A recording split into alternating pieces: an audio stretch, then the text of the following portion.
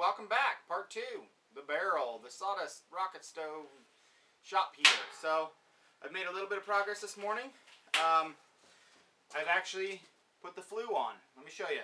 So, I cut a hole. First I took a ring, let me take this out. I took a ring of metal and I just welded it, I formed it into a ring. I did put a slight taper in, so this small inside hole is a little bit bigger than this hole, so pipe will fit in there a little bit better. And then I cut a hole out a little bit smaller than this, and then I used a hammer and you bend over the edge, and that allows you to get it exact, and you can hold it up, and if you caught too much you can hammer that back, and that gives you a nice tight fit. And then I took the piece I cut out, as you can see, and I made it into a damper. And all I did there was just weld a piece of pencil steel on the back, and on the top I put a washer to hold it from falling down and dragging too much. And then this was already bent like this, but I did that for a reason, that it actually stops open, but then it's not touching the hot barrel, it's actually out here, and you can flick it open to where it needs to be. So that just needs to be pushed in, situated just right, and we can actually start. I'll just weld a bead all the way around. That'll fit the pipe nicely. That still allows for the flue to open even with the pipe. And what we're doing is I'm going to put four legs on it, and to kind of push them out so this thing is as sturdy as possible, I actually cut them at a 30-degree angle, and they'll sit like this. There it is, standing on its feet. So I also built a little ash pan. This is just a piece of the side that I cut out of the original small barrel, and then I just cut out a 1-inch strip and just tack that on the side. But this will go right here, and that'll go right directly under the hole for this burn chamber right here. So that's directly in there, and this will be full of sawdust with a hole all the way up. So the fire will start, it'll start burning. Okay, so here it is inserted, and you'll see that that little X is right there. That just lets me know where to start the little fire. And you'll notice that there's about a 3-inch gap all the way around. Okay, but you also notice that I didn't put the flue, I didn't put that at the top. I wanted it down. I put it about a little lower than the middle, but the center is right there. And what that will do is, because I want, and then there's a lid up here. So what happens, as the fire burns, it comes up, hits the lid, and then there's enough of room for it to fall over the sides, and it goes down the sides and then out the flue. I mean, one of the most efficient fireplaces you can have is one that actually pulls air from outside, because the amount of air you got going up the chimney has to come from somewhere. So it actually pulls from like around windows and around door jambs and stuff like that, and actually pulls air from all over the house. Or, you know, if you got a leaky basement or something like that, it's going to pull cold air from down there and pull it past you before it gets to the fireplace. Now one of the best techniques you can do is actually have a fresh air source coming in from outside, and so that's what I'm going to do on this one. The air is going to actually enter from there, and then I'll hook a like a dryer vent hose type thing on it, a 4-inch hose. So what you got is you have this actual retaining ring. They have two different types. They have ones that have a little quick release clamp. This one actually, you're supposed to have a bolt in there, but so that comes off. I welded some little handles on it. It doesn't really need to be clamped for this application. Then I put two little handles on top, and this has a nice sealing. There was a rubber gasket up here, I pulled that out, but I mean that seals all the way here, all the way through and around. So I mean there's a good seal on there.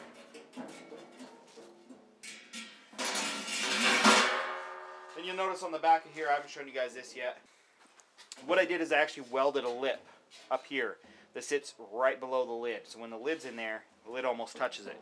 And the reason for that is I want the combustion gases, you know, the exhaust gases, to come up, and I don't want them just to come up and go directly down the flue. I want them to heat the entire barrel, so I want them to come up, come around the front, dive down, and then go around back.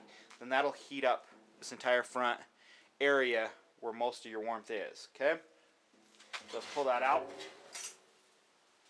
And I actually put, you know, this is a 4-inch inlet, but I actually put a little collar that deflects it down, so it directs the air.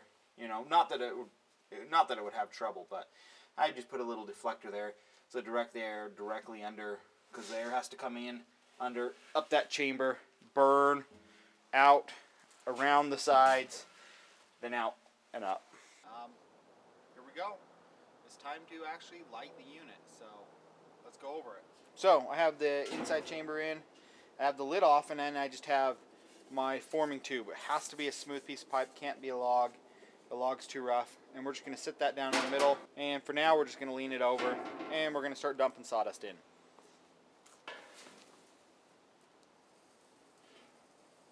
It's all loose, so now I'm able to center my stick. Now it'll hold itself up.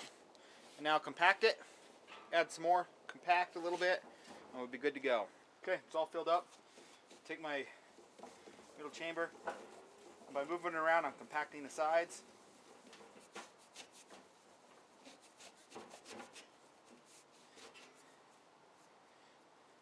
Just make sure the top doesn't cave into the hole a little bit. And we just pull it out. That's it. What you're going to want to do on the top here, you don't have to, but you can coat it with sand, dirt, something to that effect. But one of the best things you can coat it with is your old ashes. So you coat your old black ashes on here, and it'll keep the top from igniting. It really doesn't matter if this burns or not, but I'll put some sand on the top right here since I don't have any old ashes right now. So I'll put some sand on here, but now we'll go underneath. So I have my mark. So I'll just get some small sticks and I'll start a little teeny fire. Make it fast.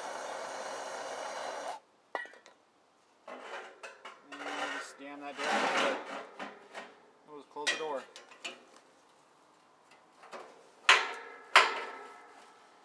Actually forcing is blowing the sawdust up. It's starting to vent. You can see it coming up. Starting to. Usually we'd have the lid on at this point.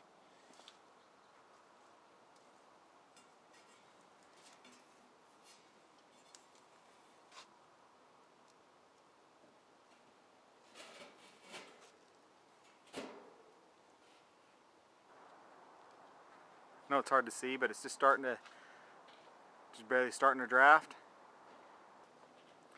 So there it goes. It's been going for about 45-50 minutes. And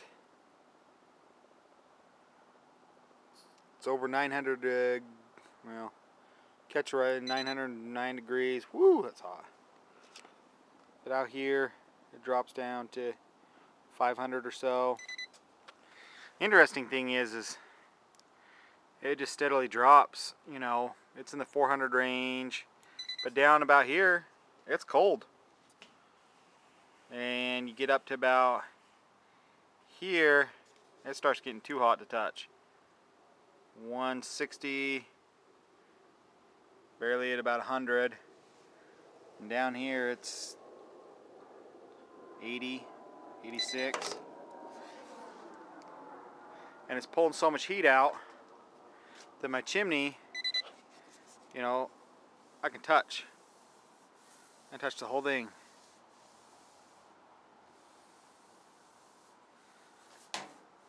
It's not hot at all. 109, 104. 3 hours in, it's chugging away good. It's super hot. You can feel, you can't hold your hand here, you know, within 6 inches longer in about 10 seconds or so. But pull it off. Not supposed to, but I'll pull it off just to show you. And it'll lose its draft. It's still burning. Still burning away. Looks like it's maybe a quarter of the way done. Let's close that back up real fast. So it's been burning for a little over 7 hours. Still putting off really good heat. Let me bring you down in here. And it is, I want to say 3/4 of the way done. I know you guys can't see, but I think it, judging by how much sawdust is still in there, I'm going to say it probably has another 2 hours to go, and then it'll be done. So I'm expecting about a 9-hour burn, but keep you informed. So it's still putting out a little bit of heat, but it pretty much finished up after about 10 hours. You can see in there that it's gone. So there's a little bit still left in there, and it's still putting off a little bit of heat, you know. So that's nice, but that's that. All in all, lasted about the main heat lasted about 10 hours. It kept going, you know. It sat outside all night long, and it's been 17, 18 hours right now, and it's still putting off a little bit of heat. So that makes it nice. So if you had it in a house or something to that effect, it would last through the night, you know, completely through the night, and still be putting off heat in the morning. If you did it right, you know, an hour or two before you went to bed, it'd still be going, which is, you know, always the worst, the coldest time. Hey, thanks for watching. In the meantime, you know, click the like button, click the dislike button, leave me a comment below, and if you haven't, subscribe. Thanks, guys. See you soon. Bye.